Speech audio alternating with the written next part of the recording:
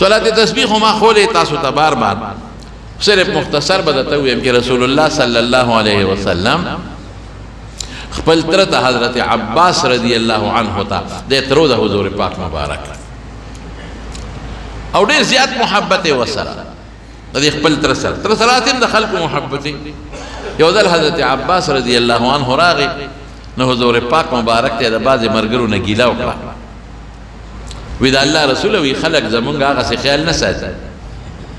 بعضی وقت انسان پذل کے چاہ خیال نہیں گیلا پیدا شی نو رسول اللہ مبارک پا منبر باندے کے ناستا او خلقو تے اعلانو کو وی خلقا وی تاسو تا پتر چی تر دا پلار پزے عمو رجل سن وابی ہے دا سڑی تر پلار پزے باندی چاہ چی زمان تر خوشحالا کر دے خوشحالا کر چاہ چی زمان تر خپا کی گوڑے دے خپا کر او چی پیغمبر چاہ خوشحالا کنو اللہ خوشحالا کو چی پیغمبر چاہ خپا کنو اللہ خپا تو سپا خبر آتا بدیاد پوری خبر آیا دشوا یوزل حضرت عمر فاروق رضی اللہ تعالیٰ عنہ اعلانو که دا خلق کورون بجماعت تاو نو دا کوٹو دا دروازو بجماعت تا ناوی بجماعت تاوی دا غد ناوی جماعت تاوی نو چه باران بوشو نو آغا جماعت تا باو برات تاوی نو حضرت عمر رضی اللہ عنہ اعلانو که وی میرا بانیو که ناوی بل طرف توالا دکه جماعت تا اوبر ازی خلق منس کئی او با جماعت کے ولاڑی ناوی مبل خواہ والا وی نو خلقو ناوی بل طرف تواڑو لے نو چراغ دا حضرت عباس رضی اللہ عنہ دا حضور پاک دا تر داغا ناوا نئی واڑو لے نا حضرت عمر صاحب دا غصہ ورلا چیز خو امیر المومنین ایما او ما حکم کو او طولو دا ما خبر او ما نلا او اللہ قرآن کے اعلانم کئی کر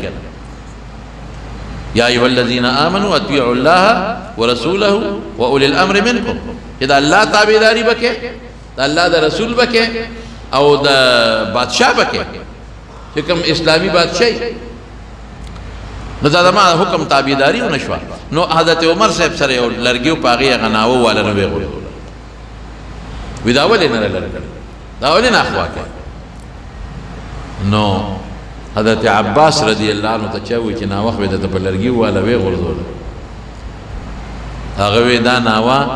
رسول اللہ مبارک مالا پخپل لگولی ما ذکر نظر کو دا حضرت عمر خبر پر سر ستر کو خو ما چی دا کوٹا جوڑولا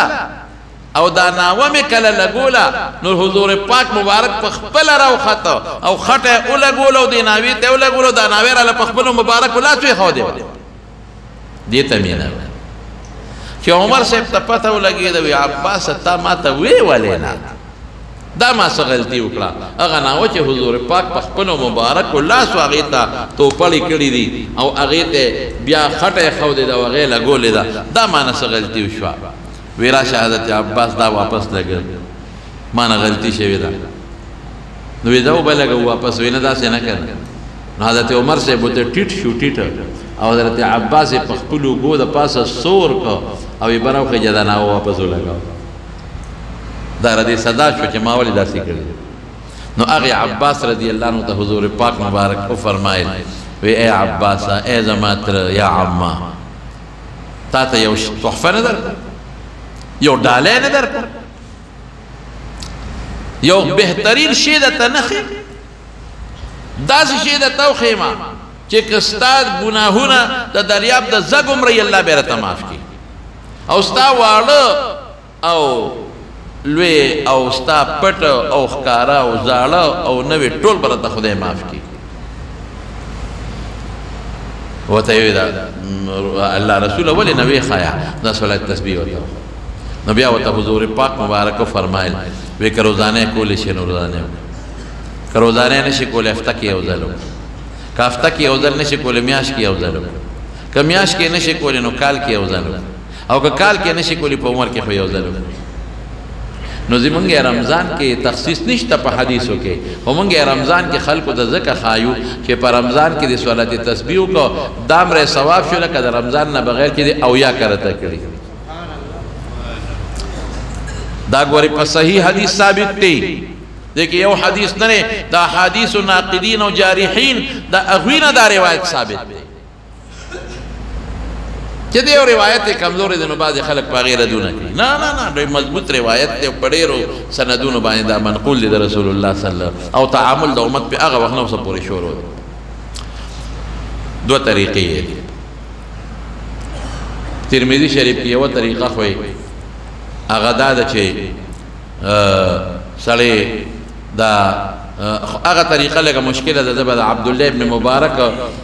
که کومه طریقه ده هغه مونږ خلکو ته ښایو هغه راته ووایو هغه یو پوټی لږ به تاسو ته ګرانه شي دا اسانه ده دا دی چې څلور رکعتو نفلو نیت به وتړئ څلور رکعتو نفل عام سړي څنګه نفل کوي نو چې کله سبحانک اللهم وبحمدک وتبارک اسمک وتعالى جدک ولا اله غیرک وې نو پنځل لسکرته به سبحان الله والحمد لله ولا اله الا الله والله اکبر یو روایت کې پکې لا حول ولا قوه الا بالله العلي العظیم راغلی دی الا بالله لیکن په اکثر روایتو کې دا نشته نو که یو ځل دې پکې وي حق دی ونه نوم پروا نشته سبحان الله اخره کې یو ځل پکې ویلی شي نو خدا سبحان الله والحمد لله ولا اله الا الله والله اکبر پنځل بیا به اعوذ بالله وبسم الله قرات نه مخکې بیا به قرات وي نو د رکوع د تلو نه مخکې به لس کرته وي څو شو لکه پنځل لس او لس پنځه شي نو بیا چې رکوع ته لاړ شي لس به وي که د رکوع تسبیحات به ترې مخکې ووایې بهتره داسې ده که د نه وي د رکوع تسبیحات دا د هغې په ځای حسابېږي خو خیر د رکوع تسبیحات ته مخکې وایه نو لس ځله به ووایې څو شو پنځه دېرش نو چې د رکوع نه پاسې او سمع الله لمن حمده او ربنا لك الحمد وایې نو بیا به لس ځله ووایې په ولاړه څو شو پنځه څلوېښت نو بیا به په لومبۍ سجده کې پنځلس ووایې نو پنځه پنځوس شو که نه نو چې دواړو سجدو په منځ کې کښېنې لس کرته لس یو سجده کې لس دواړو سجدو منځ کې لس نو پنځه شپېته شو نو په دویمه سجده کې لس نو څو شو پنځه اویا نو چې بیا څنګه پاسې دویم رکعت ته نو په اول کې به پنځلس کرته ووایي بیا به بسم الله وي خپل قرات به شروع کړي بیا همغه زړه طریقه ده نو دا په څلورو رکعاتو کې 300 پوره کېږي حضور پاک مبارک ورته په خپله فرمایلو چې 300 ووایي او کدی کې سړی خطا شي او سجده سهو کوي نو هغې کې به نه وایي او که یو ځای کې سړي نه هیر شي لکه رکوع کې د نه هیر شو نو ورپسې چې بل ځای هغې کې شل ووایي ټیک شو خبره که اول کې هیر شو نو رکوع نه مخکې لس دي نو پنځلس او لس پنځېش پکې ووایه او شمېرې به یې پس نو بعضې خلکو لاس کې تسبیح ته ضرورت نشته چې نه لاس یې تړلي نو دې ګوتې له زور ورکوه که یو یو ګوتې له زور ورکوه او چې په ولاړه باندې د رکوع نه مخکې وې دا لاسونه دې کونډو سره وجنګوه دې زنګونونو سره نو یو یو ګوتې له زور ورکوه